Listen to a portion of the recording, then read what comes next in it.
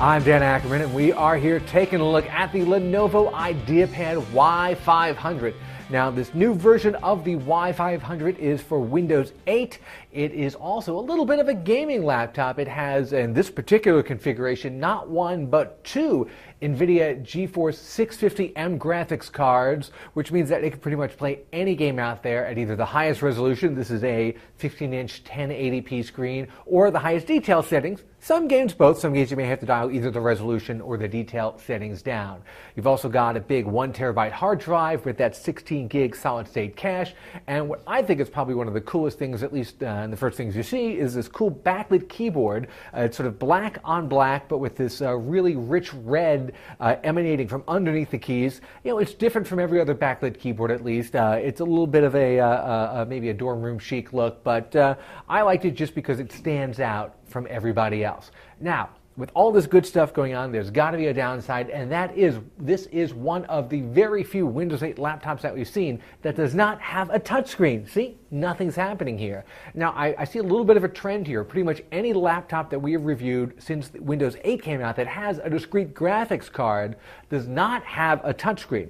Now, there's no reason why you can't put these two components together, but for some reason, nobody has yet. The first guy to make a really great gaming laptop for Windows 8 that also has a touchscreen, I'm going to be right on board with that. Not because you need the touchscreen for gaming so much, but the rest of the time when you're just in this Windows 8 UI, it really pays to have the touchscreen. Otherwise, it's just difficult to navigate, especially with a touchpad here that's just got a little bit of a floaty feeling, not quite as tight as you'd want it to be. One thing I thought was very cool is that second graphics card is in what Lenovo calls an Ultra Bay, which means you can actually pull it out and replace it with either a second hard drive, a fan, or a optical drive, like a DVD drive or a Blu-ray drive. They have to buy all these other things separately, and they're very proprietary. But the fact that you could swap stuff in and out and maybe have an at-home version and just pull it out and put the fan in for travel so it'll be lighter and use less power and run cooler, I think it's kind of a cool option. We used to see it years ago, not so much now. My final coda about the Y500 is this configuration was originally pitched to me as costing about $1,300.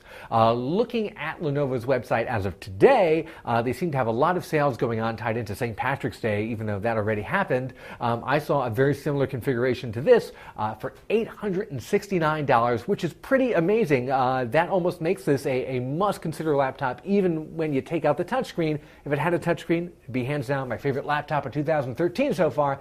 As it is, it should definitely be in your strong consider category if you're into mild to moderate to not quite super heavy PC gaming. I'm Dan Ackerman, and that is the Lenovo IdeaPad Y500.